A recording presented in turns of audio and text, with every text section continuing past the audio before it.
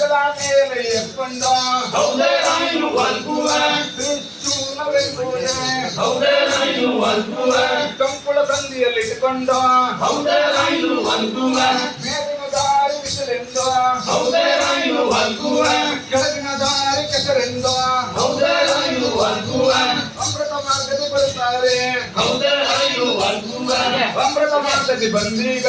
ಹೌದೇ ರಾಯನು ಅಲ್ಗುವ ನರಸಿಂಹ ಪೂಜಾರಿ ಮನೆ ಮುಂದೆ ಹೌದೇ ರಾಯನು ಅಲ್ಗುವ ರುಕ್ಮನಾಥ ಮುಂದಿಲ್ಲ ಹೌದೇ ರಾಯನು ಅಲ್ಗುವ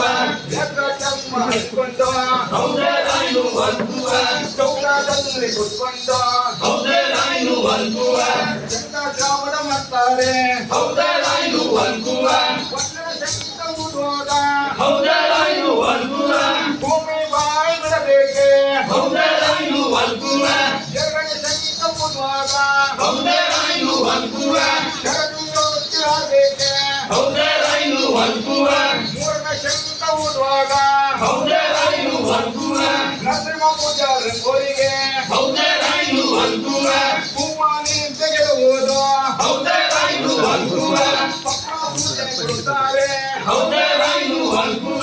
ಯಾರೋ ಮಕ್ಕಳ ಮನೆಯಲ್ಲೇ ಹೌದೇ ರಾಯನು ಅಲ್ಗುವ ಯಾರೋ ಮಕ್ಕಳ ಮಠದಲ್ಲೇ ಹೌದೇ ರಾಯನು ಅಲ್ಗುವ ದಾಸೈನ ಬಂದ್ರಲ್ಲ ಹೌದೇ ರಾಯನು ಅಲ್ಗುವ ಜಾತ್ರೆಗೆ ಪಾಡಿ ಕೊಡಬೇಕು ಹೌದೇ ರಾಯನು ಅಲ್ಗುವ ಒಂದು ಸೇರುವತ್ತೀಯ ಹೌದೇ ರಾಯನು ಅಲ್ಗುವ ಒಂದು ತೆಂಗಿನ ಫಲವಲ್ಲ ಹೌದೇ ರಾಯನು ಅಲ್ಗುವ ಚಿಕ್ಕನ್ನೆಲ್ಲ ಕೊಡಬೇಕು ಹೌದೇ ರಾಯನು ಅಲ್ಗುವ